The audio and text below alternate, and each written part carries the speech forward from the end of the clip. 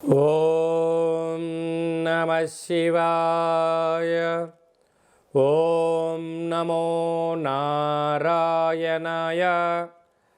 నరదృష్టి నివారణ, సంచిత కర్మ, ప్రారబ్ధ కర్మ, ఆగమిక కర్మ, దోష నివారణ కాళభైరవాయ నమో నమః.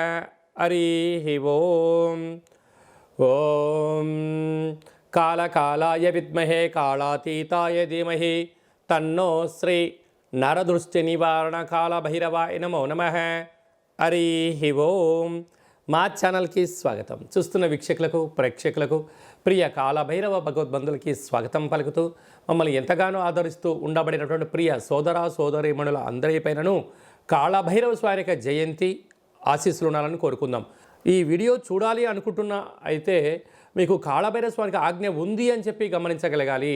ఈ వీడియో ప్రారంభం నుంచి చివరి దాకా మీరు ఎప్పుడైతే చూస్తారో కాళభైరవ స్వామికి ఆశీస్సులు కలిగి అష్ట కష్టాలకు స్వస్తి పలికి అష్ట ఐశ్వర్యాలకు, ఆనందాలకు, రాజభోగాలకు మీరు అర్హులు అవుతారు అని చెప్పి కాళభైరవ స్వామికి ఆజ్ఞ చేత మీకు చెప్పడం జరుగుతుంది. కనుక ఈ వీడియోను చూద్దాం, ఆచరిద్దాం, స్వామిని స్మరిద్దాం, ఆయన జయంతి ఆశీస్సులు కూడా పొందుదామని చెప్పి గమనించాలి. 1/12/2024 నుండి 31/12/2024 వరకు ద్వాదశ రాశుల్లో గ్రహ గమనాల్ని ఒకసారి వీక్షింపచేద్దాం. వృషభ రాశిలో గురు సంచార స్థితి శత్రుస్థానంలో, కర్కాటక రాశిలో కుజ భగవానుడు నీచ సంచార స్థితి, కన్యరాశిలో కేతు సంచార స్థితి, వృశ్చిక రాశిలో రవి బుధ సంచార స్థితి, బుధాదిత్య రాజయోగము, ధనుసు రాశిలో శుక్ర భగవానుడు సంచార స్థితి, కుంభరాశిలో శని భగవానుడు స్వక్షేత్ర సంచార స్థితి, మీనరాశిలో రాహు సంచార స్థితితో ద్వాదశ రాశుల్లో గ్రహ గమనాలు ఈ విధంగా ఉన్నాయి. కనుక స్వామివారి యొక్క ఆశీస్సులు పొందుదాం, కష్టాలకు స్వస్తి పలుకుదాం, ఐశ్వర్యానికి స్వాగతం పలుకుదాం. అదే కాకుండా 2024కు స్వస్తి పలుకుతూ 2025కు స్వాగతం పలుకుతూ ఈ యొక్క సంవత్సరం చివరి ఎండింగ్లో ఎలాంటి యోగాలను పొందాలో కూడా తెలుసుకుందాం.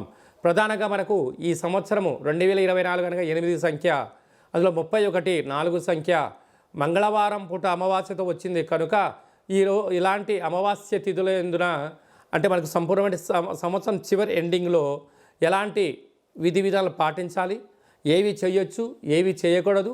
అలాగే డిసెంబరు 1వ తారీఖున కార్తీక మాస అమావాస్య ఆదివారంతో కూడుకున్న అమావాస్య ఉంది. కనుక ఎలాంటి విధులు పాటించాలో కూడా సంపూర్ణంగా తెలుసుకుందాం. మకర రాశి వారు ఈ ఆదివారం అమావాస్య సందర్భంగా, కాళభైరవ జయంతి సందర్భంగా ఆంగ్ల సంవత్సరంలో చివరి మాసం అవ్వడం వలన ఒకవైపు ఏళ్ల నాటి శని చివరార్ధ సంచార స్థితిలో ఉన్నప్పుడు ఎలాంటి దోషం తొలగించుకోవాలి, ఐశ్వర్యం ఆనందానికి ఎలా స్వాగతం పలకాలో ఈ వీడియోలో తెలుసుకుందాం.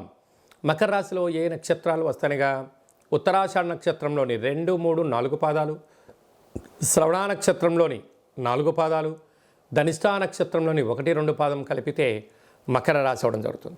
చాలామందికి పుట్టినటువంటి కాల సమయంలో డేట్ ఆఫ్ బర్త్లు లేనటువంటి కారణం వలన పేరు యొక్క మొదటి అక్షరాన్ని అనుసరిస్తూ ఆ రాశిని తెలుసుకునే ప్రయత్నం చేద్దాం.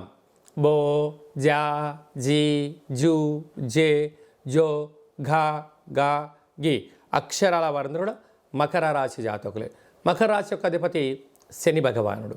వీరికి 2వ స్థానంలో శని భగవానుడు స్వక్షేత్ర సంచార స్థితిలో ఉండడం, తృతీయంలో రాహు, పంచమంలో గురువు, సప్తమంలో కుజుడు కుజ సంచార స్థితి, కుజదోష ప్రభావం ఉండడము, వ్యయంలో బుధాదిత్య రాజయోగములు లాభస్థానంలో ఉండడము, వ్యయంలో శుక్ర భగవానుడు సంచారం చేయనప్పుడు అనవసరమైన ఖర్చులు పొంచి ఉండడం, స్వతహాగా తెలిసిన దానికన్నా తెలుసుకోవాల్సింది చాలా ఉంది అనేటువంటి దానికన్నా అంతా నాకు తెలుసు అన్న పరిస్థితిలో మీరు భ్రమలో జీవించడం వలన సమయం, ధనం వృధా అవడమే కాకుండా అనారోగ్యాలు అంటే సీజనల్గా వచ్చేటువంటి జలుబు సమస్య, వాతావరణంలో మార్పుల వలన మీ శరీరం తట్టుకునే పరిస్థితి ఉండదు. ఇలాంటి కాల సమయంలో గోరువెచ్చని నీరు, వేడివేడి పదార్థాలు తినడం, సరైన తిండి, సరైన విశ్రాంతి, తగు వ్యాయామం, మెడిటేషన్ వలన అనారోగ్యాలను దూరం చేసుకోవడము, గ్రహస్థితిని అర్థం చేసుకోవడము, ఏం చేయొచ్చు, ఏం చేయకూడదో తెలుసుకునే మానవ ప్రయత్నం చేయగలిగితే మకర రాశి వారికి ఉన్నంత అదృష్టవంతులు ఎవరు లేరు అని చెప్పి గమనించాలి. ఇలాంటి కాల సమయంలో పూజా మందిరంలో ఒక తెలుపు క్లాత్ను కానీ నలుపు క్లాత్ను కానీ ఏర్పాటు చేసుకొని నవధాన్యాలను కొద్దిపాటి నల్లటి నూనెలను ఎక్కువగా ఉండేటట్టుగా ఏర్పాటు చేసుకొని నారికెల దీపాన్ని కానీ కూష్మాండ దీపాన్ని లేకుండా రెండూ కలిపి కానీ దీపాన్ని ఏర్పాటు చేసుకొని దిష్టి తీయించుకొని దానము చేయడం, మహాదేవుడికి అభిషేకం చేసుకోవడం, మహాదేవుడిని స్మరణ చేయడం వలన సకల గ్రహ దోషాలు తొలగిపోతాయని చెప్పి గమనించాలి.